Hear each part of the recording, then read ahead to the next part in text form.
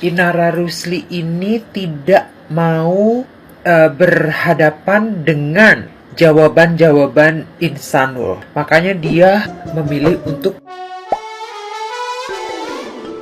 Gelombang reaksi publik kembali membesar setelah pernyataan Inara Rusli dalam podcast Denny Sumargo dinilai memantik emosi netizen yang budiman. Dalam perbincangan tersebut, Inara menegaskan pandangannya bahwa tidak ada konsep merebut suami orang, karena menurutnya seorang suami bukanlah milik manusia, melainkan milik Tuhan. Pernyataan itu justru memperpanjang kontroversi yang sejak awal menyeret namanya dalam kisah pernikahan siri dengan Insanul Fahmi, yang saat itu masih berstatus suami sah Wardatina Mawa. Alih-alih meredakan situasi, sudut pandang tersebut dianggap publik mengaburkan persoalan utama yang sudah terlanjur menyentuh ranah moral dan empati.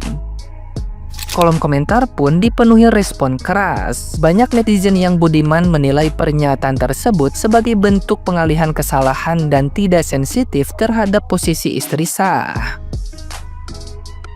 Sebagian menyoroti inkonsistensi sikap Inara dibandingkan pernyataannya di masa lalu. Sementara lainnya menilai dalih agama digunakan untuk membenarkan situasi yang dianggap keliru. Di tengah konflik yang belum mereda, publik semakin lantang menempatkan Mawa sebagai pihak yang paling terluka, sekaligus mempertanyakan tanggung jawab Insanul Fahmi dalam polemik yang kian melebar. Aku bukan siapa-siapa, Insan betul adalah suami kami, suami aku, tapi dia bukan milik aku. Aku selalu yakin suami itu bukan milik kita, bukan milik seorang istri. Begitupun sebaliknya, milik Allah. Jadi kalau orang bilang, nanti suami direbut sama orang, diambil sama orang, suami itu bukan milik manusia, bukan milik kita. Milik Tuhan, aku bukan Tuhan. Nah, gimana nih menurut netizen yang terhormat? Silahkan berkomentar ya. Tadi saya ada nonton yang lagi viral sekarang tentang perselingkuhan, dan dia membuat statement bahwa suami itu adalah milik Tuhan. Jadi siapa saja boleh memiliki. Memang suami itu milik Tuhan. Kata siapa milik kita? Milik Tuhan. Suami milik Tuhan, istri milik Tuhan, dunia ini dan isinya itu milik Tuhan, bukan milik perorangan. Tapi Tuhan udah buat aturan, kamu boleh memiliki sementara di dunia, jadi pasangan kamu dengan syarat-syarat dan ketentuan. Sudah diatur semuanya. Ikuti aturannya, bukan mau buat aturan sendiri, bukan mau enaknya sendiri, jadi pembenaran sendiri. Jangan buat statement yang membuat kamu itu terlihat aneh. Apa kamu pikir suami-suami orang itu boleh dipakai oleh orang lain semau dia? Ikutin aturannya. Hidup di dunia ini bukan semaunya kamu, tapi ada aturan. Aturan dunia dan aturan Tuhan. Ikutin. Inara Rusli, ini tiap hari masuk ke FYP gue kayaknya males banget sebetulnya bahasnya. Karena apa?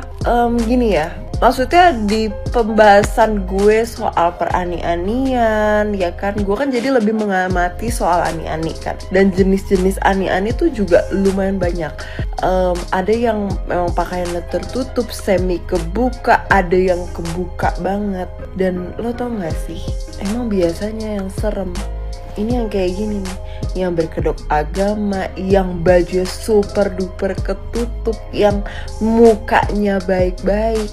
Tapi maksudnya kita sebagai netizen, ya gue juga netizen lah ya, kita nggak usah belajar atau sekolah psikologi untuk melihat bagaimana sih wataknya si Mbak Inara ini. Gue nggak tahu ya apakah dia memang lagi main panggung, main peran. Tapi yang terlihat jelas memang di podcast memang sangat angkuh, betul, gak mau kalah.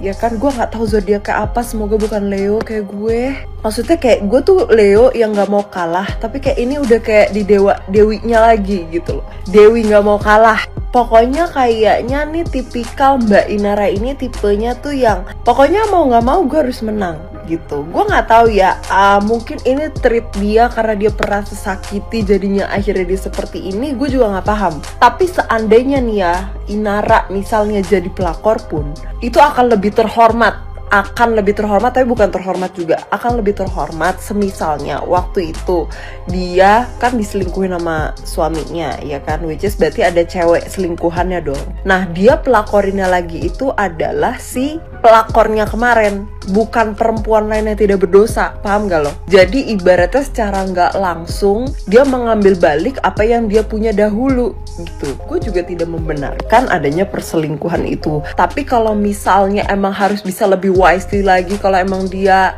pengen ngerebut kebahagiaan orang dan dia orangnya tipenya gak mau kalah, ya harusnya lo rebut balik aja mantan suami lo dari pelakornya dulu yang merusak rumah tangga lo gitu. Kenapa lo harus menjadikan orang yang tidak berdosa itu adalah korban? Ibaratnya kalau misalnya itu kejadian di lo, berarti secara tidak langsung lo mengambil hak lo kembali, ibaratnya gitu. Biarpun ya caranya salah, tapi akan lebih sedikit wise dan lebih terhormat. Tapi kalau ini, lu tuh dulu kayak petantang petenteng ngomong kayak nggak ada perempuan baik-baik akan mau mengambil suami orang apa segala macam. Welcome to the club. Lo makan, lo jilat, lu udah lu sendiri. Mungkin kalau ini cara lo untuk mendapatkan kembali suami lo, bukan kayak gini ke suami orang yang tidak bersalah, mungkin gue akan masih bisa membela 30%. Tapi kalau ini kayak udah salah, angkuh, gak ada senyumnya, udah sih kayak gue ngeliat juga yang dia ke Polda apa kemana ya, ada wartawan, udah kayak dia korbannya, mukanya say, padahal dia pelakunya. Kita semua pernah jatuh cinta. Jadi intinya Inara Rusli ya, yang saya stitch ini, saya yakin menurut saya pribadi, Inara Rusli ini tahu, feelingnya tahu. Memang mungkin dia nggak bertanya karena dia berpikir gini, gue bisa kok, gue bisa.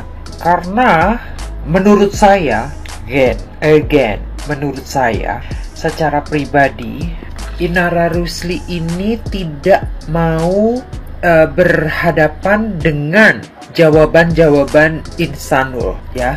Insanul kan ya namanya. Dia tidak mau berhadapan atau having another drama sama Insanul.